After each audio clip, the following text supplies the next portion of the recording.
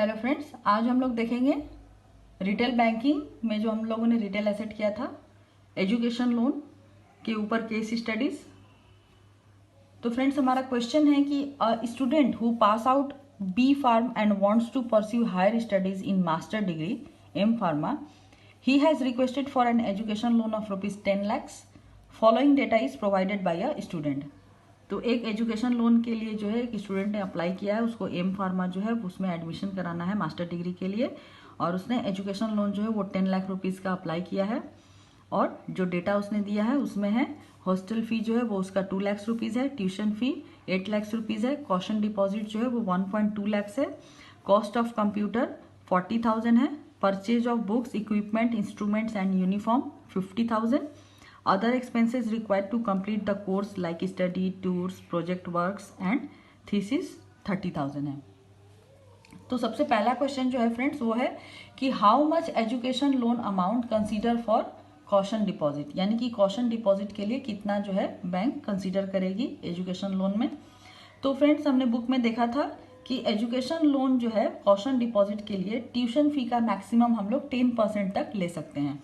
तो यहाँ जो है इसका ट्यूशन फी कितना है 8 लाख रुपीज़ है, तो 8 लाख का 10% यानी 80,000 जो है वो उसको कॉशन डिपॉजिट मिलेगा। यानी कि यहाँ अगर कॉशन डिपॉजिट उसने 1,20,000 अप्लाई किया है, लेकिन लोन में हम लोग जो है 80,000 ही इंक्लूड करेंगे, बाकी का 40,000 वो बोरोवर को खुद पे करना होगा।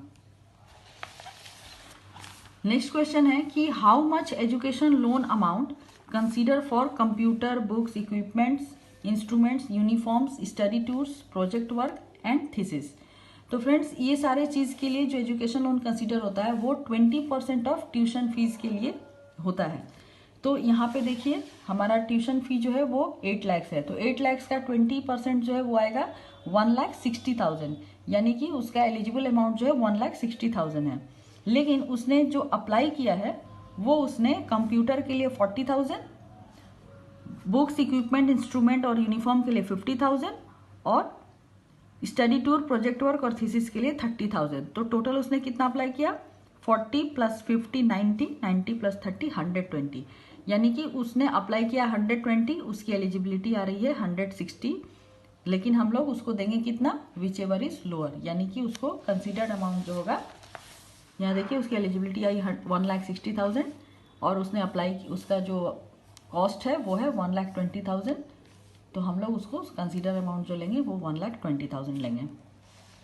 नेक्स्ट क्वेश्चन है कि how much education loan can B sanctioned.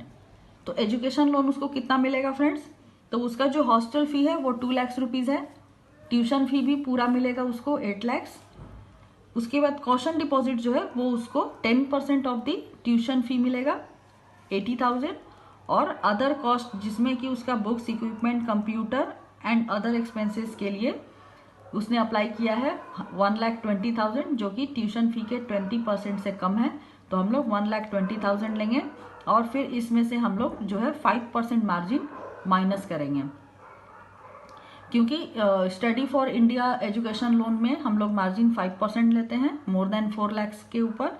तो यहाँ पे लोन अमाउंट जो है वो 10 लाख है, तो इसीलिए हम लोग मार्जिन यहाँ पे 5% ले रहे हैं। तो इन सबको हम ऐड करेंगे तो हमारा 12 लाख माइनस 12 लाख का 5% मार्जिन, तो उसका 12 लाख माइनस 60,000 इक्वल टू 11,40,000 जो है वो उसका टोटल रिक्वायरमेंट आ रहा है। लेकिन चूंकि उसने लोन जो है वो रिक्वेस्ट किया है 10 लाख रुपीज़ का, तो हम लोग उसको लोन अमाउंट जो है वो 10 लाख ही सैंक्शन करेंगे। अभी income tax return ITR is required और नॉट फॉर एजुकेशन लोन। तो फ्रेंड्स, यहाँ पे जो है चूंकि ये मोर देन 4 लाख का लोन है, तो यहाँ पे हम को एप्लीकेंट का ITR जो है वो लेंगे। तो यस, इस केस में हमें को एप्लीकेंट के ITR लेना पड़ेगा। नेक्स्ट क्वेश्चन है collateral security is required for this education loan. तो हाँ, यहाँ पे हमें कोलैटरल सिक्योरिटी लेना पड़ेगा, क्योंकि लोन जो है एबव 7.5 लाख कोलैटरल जो है वो रिक्वायर होती है, तो यहाँ पे हमें बोरोवर से कोलैटरल लेना पड़ेगा। नेक्स्ट केस स्टडीज देखते हैं फ्रेंड हम लोग। इसमें दे रहा है कि मिस्टर ए ने एक लोन जो है वो अप्लाई किया है 10 लाख रुपीज़ का, स्टडी इन इंडिया। इसका hostel fee 1,50,000, tuition fee 6 lakh, caution deposit 1 lakh, cost of computer 50,000, purchase of book, equipment, instrument, uniform 50,000, other expenses required to complete the course, tour, project, thesis के लिए 20,000. तो how much tuition fee eligible for loan? Entire tuition fee of ₹6 lakh is eligible for loan. Tuition fee के लिए friends हम लोग पूरा 100% ही लेते हैं, तो यहाँ पे इसका ट्यूशन फी जो है वो 6 लाख है, तो इसीलिए हम लोग उसका जो लोन एलिजिबल काउंट होगा वो 6 लाख रुपीज़ काउंट होगा. What is amount of expenses eligible for hostel fee? Hostel fee के लिए हम लोग कितना देंगे?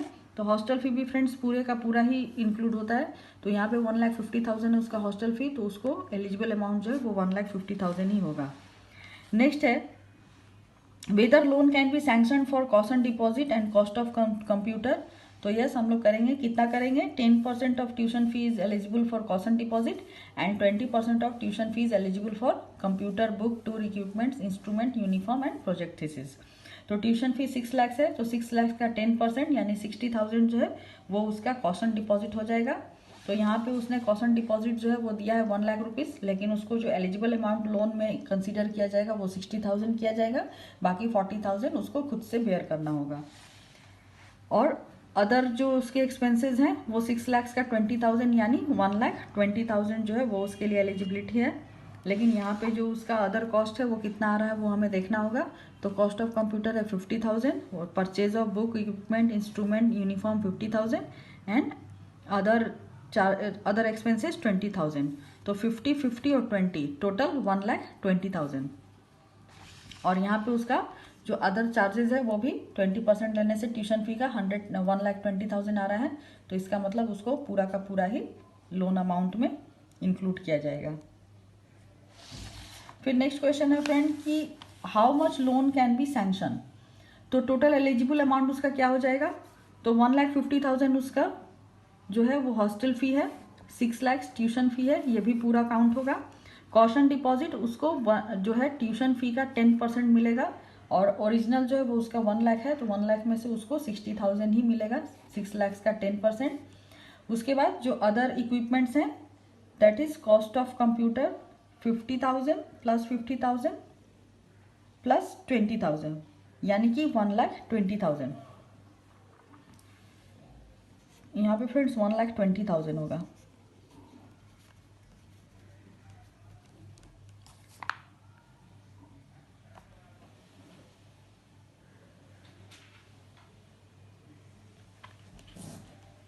तो उसका टोटल अमाउंट कितना हो जाएगा? देखिए 1,50,000 प्लस 6 लाख प्लस 60,000 प्लस 1,20,000 9,30,000. 9,30,000 जो है वो उसका टोटल एलिजिबल लोन अमाउंट होगा. अभी उसने अप्लाई किया है 10 लाख के लिए, लेकिन उसको लोन कितना सैंक्शन होगा फ्रेंड्स? 9,30,000 माइनस यहाँ पे मार्जिन जो है 5% हम लोग लेंगे क्योंकि स्टडी इन इंडिया है और मोर देन 4 लाख है, तो 5% मार्जिन हो जाएगा. तो यहाँ पे ये आप लोग रेक्टिफाई कर लीजिएगा फ्रेंड्स. 9,30,000 माइनस 9,30,000 का 5% यानी 46,500. तो 9,30,000 माइनस 46,500 हमारा हो जाएगा 8,83,500.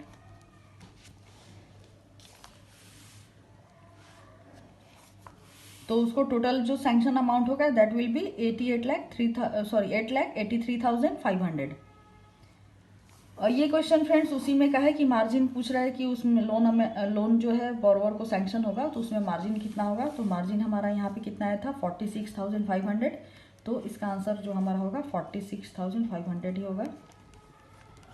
ये 9,30,000 का 46,500 उसका मार्जिन होगा. अभी क्वेश्चन है फ्रेंड नेक्स्ट कि can bank ask for collateral security.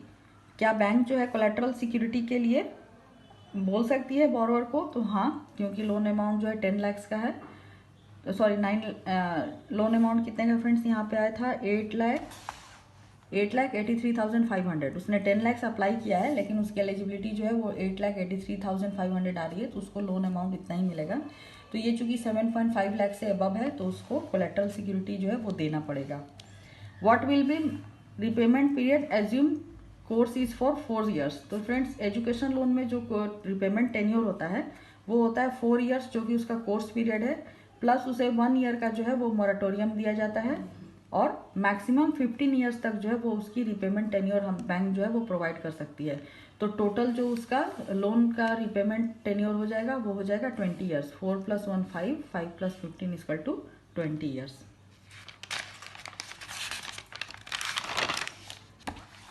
Next question देखते हैं हम लोग फ्रेंड्स। नेक्स्ट केस स्टडीज, ये जो है ये अब्रॉड स्टडी के लिए है।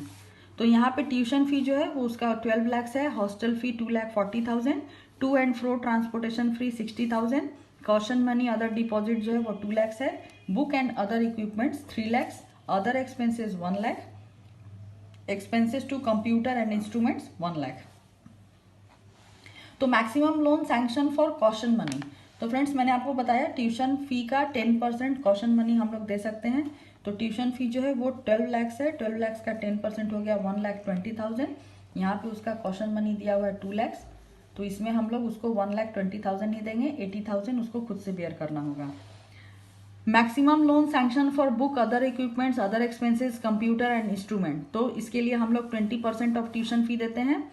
तो ट्यूशन फी 12 लाख है, 12 लाख का 20% यानी 2,40,000 तक हम लोग उसको दे सकते हैं। यहाँ पे उसने अप्लाई कितना किया है फ्रेंड्स, देखिए बुक के लिए 3 लाख, अदर एक्सपेंसेस 1 लाख और एक्सपेंसेस फॉर कंप्यूटर 4 लाख। तो उसका टोटल जो है वो 4 लाख है, लेकिन 4 लाख में उसको मिलेगा कितना, 2,40,000 ही उसको मिलेगा, बाकी का रेस्ट अमाउंट उसको खुद बेयर करना होगा। नेक्स्ट है maximum amount to be sanction और total eligible amount for education loan. तो फ्रेंड्स यहाँ पे हम लोग जो है पहले जो उसका ट्यूशन फी है वो 100% मिलेगा, फिर उसका जो हॉस्टल फी है 2,40,000 वो भी उसको पूरा मिलेगा। देन उसने दिया है टू एंड फ्रो ट्रांसपोर्टेशन फी, तो ये जो है फ्रेंड्स बैंक सिर्फ 1 साइड का जो है कॉस्ट देती है, और वहाँ जाने का सिर्फ उसको कॉस्ट मिलेगा, उधर से आने का जो कॉस्टिंग है वो उसको खुद ही बेयर करना होगा। तो 60,000 उसका टू एंड फ्रो है, तो 1 साइड का उसका 30,000 होगा, तो इसलिए मैंने उसको 60,000 डिवाइडेड बाई 2 किया है क्योंकि उसको 1 साइड का ही मिलेगा।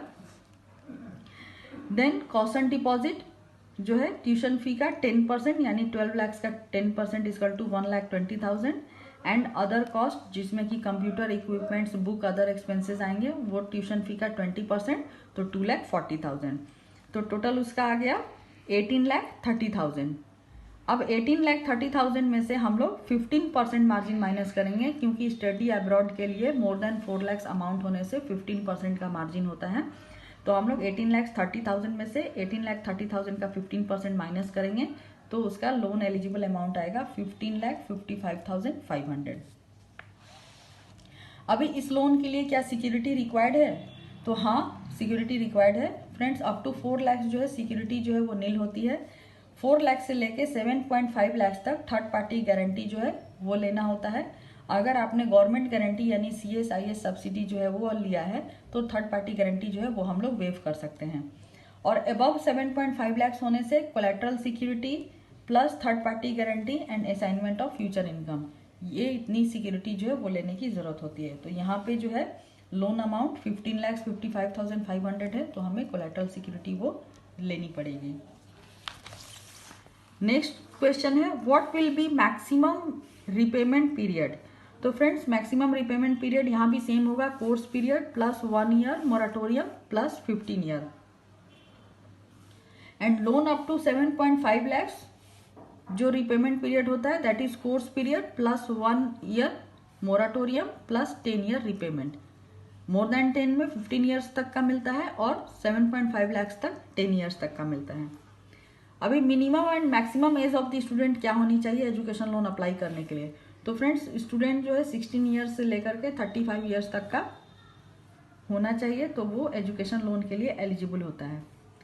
अभी नेक्स्ट क्वेश्चन है फ्रेंड्स, जो विद्या लक्ष्मी पोर्टल है एजुकेशन लोन अप्लाई करने के लिए वो किसने डेवलप किया है, तो फ्रेंड ये NSDL ई-गवर्नेंस इंफ्रास्ट्रक्चर लिमिटेड ने इसको डेवलप किया है। अभी eligibility for CSIS annual parental income कितना होना चाहिए, तो CSIS सब्सिडी जो है गवर्नमेंट से मिलती है फ्रेंड्स, ये एजुकेशन लोन में मिलता है। तो ये लेने के लिए जो बॉरोवर है उसका पेरेंटल इनकम का सीलिंग लिमिट क्या है, तो up to 4.5 lakh per annum अगर उसकी फैमिली पेरेंटल इनकम है तो वो CSIS में सब्सिडी अमाउंट के लिए एलिजिबल होता है। तो फ्रेंड्स इसी के साथ जो है हमारा एजुकेशन लोन के ऊपर केस स्टडीज़ यहीं खत्म होता है। तो आपको अगर हमारा चैनल अच्छा लग रहा है तो आप हमारे चैनल को लाइक करिए, शेयर करिए, सब्सक्राइब करिए। नेक्स्ट वीडियो में हम लोग नेक्स्ट टॉपिक के साथ मिलेंगे, तो तब तक के लिए keep watching our channel and thank you for watching this video.